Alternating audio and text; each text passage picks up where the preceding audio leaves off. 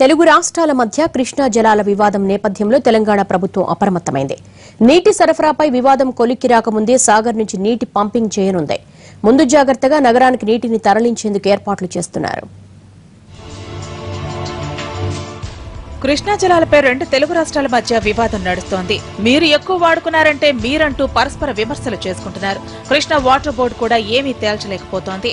వివాదం కొనసాగుతుండగానే తెలంగాణ ప్రభుత్వం సాగర్ నుంచి నీటి పంపింగ్ కు ఏర్పాట్లు చేస్తోంది. గ్రేటర్ హైదరాబాద్ నీటి అవసరాల కోసం సాగర్ నుంచి నీటిని పంపింగ్ చేసేందుకు వాటర్ బోర్డు 6 కోట్లతో ఏర్పాటు చేస్తోంది. ప్రస్తుతం సాగర్ నుంచి 270 ఎంజీడీలను తీసుకుంటున్నారు. నీటి నిల్వ వేగంగా తగ్గుతూ డెడ్ స్టోరేజీకి చేరుకుంటుండటంతో ముందు జాగ్రత్త చర్యలు తీసుకుంటున్నారు. అంటే అత్యవసర పరిస్థితి అంటే అండి, నీళ్లు రిజర్వాయర్లు ఎప్పుడు తక్కువైనా కానీ any board or any utility ఏ సిటీలో అయినా కానీ నీళ్లు కింద నుంచి తీసుకోవడం జరుగుతుంది.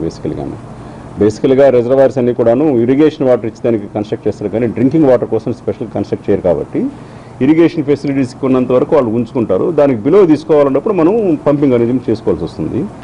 ఇది మనం లాస్ట్ టైం కూడా చేసాం. ఇదే మొదటిసారి చేయడం కాదు, ఇంతకు ముందు కూడా కొన్నిసార్లు చేస్తున్నాం. నాగార్జున సాగర్ దగ్గర నుంచి నీటి మట్టం తగ్గినప్పుడు పంప్స్ అరేంజ్ చేసుకుని కింద నుంచి నీళ్లు తీసుకురావడం మనం మామూలుగా చేస్తున్నటువంటి పని. ప్రస్తుతం కృష్ణానదిపై అక్కంపల్లి బ్యారేజీ నుంచి ఎలిమినేటి మాధవరెడ్డి కెనాల్ ద్వారా నగరానికి నీళ్లు వస్తున్నాయి. సాగర్ పూర్తిస్థాయి నీటి మట్టం 590 అడుగులు కాగా ప్రస్తుతం 506.5 అడుగుల మేర నీళ్లున్నాయి. నీటి నిల్వలు 505 అడుగులకు తగ్గితే అత్యవసర పంపింగ్ ప్రారంభించాలి. సాగర్ డెడ్ స్టోరేజీకి చేరితే పంపింగ్ ద్వారా పుట్టంగండికి, అక్కడి నుంచి అక్కంపల్లి బ్యారేజీకి నీరు చేరుతుంది. ఆ తర్వాత నగరానికి చేరుస్తారు. రెండు రాష్ట్రాలు సాగర్ నుంచి నీటిని వాడుకుంటున్నాయి. దీంతో సాధ్యమైనంత ఎక్కువగా వాడుకునేందుకు తెలంగాణ ప్రభుత్వం పంపింగ్ పై దృష్టి పెట్టింది. ఈసారి 10 పంపులు పెట్టడం జరిగింది. ఈసారి ఏం చేసామంటే మామూలుగా నీటి లోపల పంపులు పెట్టము. ఈసారి నీటి లోపల పంపులు కూడా పెట్టాము. సబ్మర్జిబుల్ పంప్స్ అంటే అది ఎప్పటికీ అక్కడ ఉండిపోతాయి. బేసికల్గా మనం అవసరమైనప్పుడు వాడుకోవచ్చు అనేసి.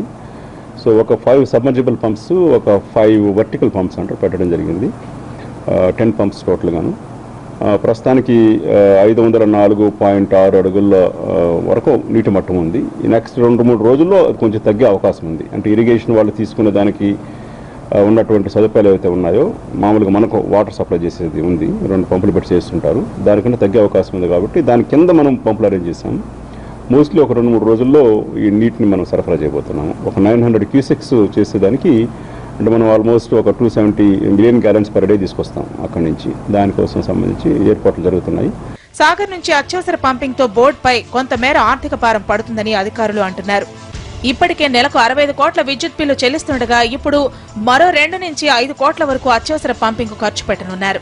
ఇక కరీంనగర్లోని శ్రీపాద ఎల్లంపల్లి ప్రాజెక్టులో నీటి మట్టం సంతృప్తికర స్థాయిలో ఉండటంతో ఇప్పట్లో గోదావరి జలాల అత్యవసర పంపింగ్ అవసరం ఉండదని అధికారులు తెలిపారు.